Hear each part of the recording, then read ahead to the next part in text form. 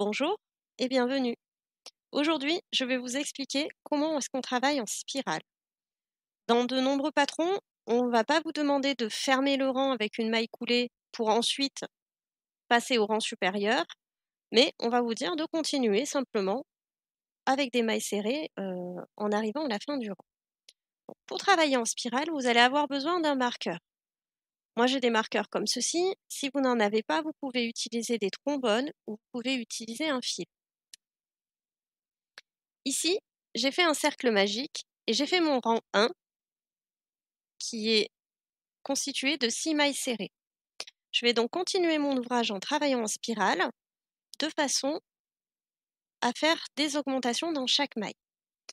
Donc, je vais piquer dans la maille suivante, tout simplement, comme si je n'étais pas arrivée au bout de mon rang, comme si je continuais. Et je fais ma première maille serrée. C'est ici, dans cette première maille serrée, que je vais mettre mon marqueur. Et je vais me souvenir que cette maille représente la première de mon rang 2. Et donc je continue à faire les augmentations dans les 6 mailles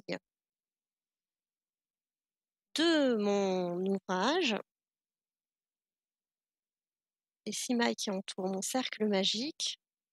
Donc je vous rappelle, une augmentation, c'est le fait de piquer 2 fois dans la même maille. Et vous verrez ensuite, pour illustrer le travail en spirale, j'ai fait une petite boule dans laquelle j'ai cousu après avec une aiguille un fil qui va vous montrer comment évolue le fil à l'intérieur d'une boule crochetée en spirale comme ça. Donc j'arrive ici dans la dernière maille de mon rang. Celle-ci est la dernière maille de mon rang 1 et celle-là est la première maille de mon rang 2. Mon rang 2 est ici. Je fais une nouvelle augmentation dans cette dernière maille et là, je vais attaquer le rang 3. Et donc pour attaquer le rang 3, j'enlève mon marqueur tout simplement ici. Et je viens piquer dans ce qui était la première maille du rang 2. Je fais cette nouvelle maille, je positionne le marqueur de nouveau, et là, cette maille devient la première maille de mon rang 3, et je vais pouvoir continuer le rang tout autour, comme ceci. Donc, je vous avais parlé d'une petite boule que j'ai fait rapidement avec de la laine acrylique.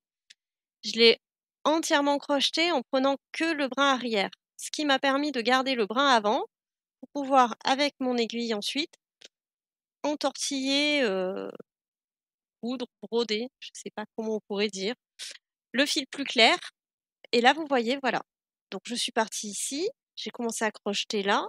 Ici, j'ai commencé mes points arrière, pardon. Et on peut voir que, effectivement, le fil continue en spirale à faire tout le tour de l'ouvrage sans jamais s'arrêter ou être coupé.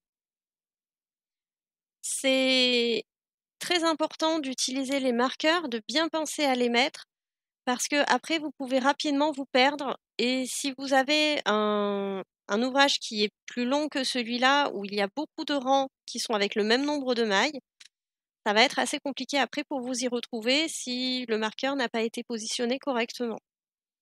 Voilà, j'espère que cette vidéo vous aura plu et que le travail en spirale n'a maintenant plus aucun secret pour vous. Je vous dis à bientôt pour une prochaine vidéo. Surtout, n'hésitez pas à vous abonner ou à cliquer sur j'aime si celle-ci vous a plu. Au revoir, passez une belle journée.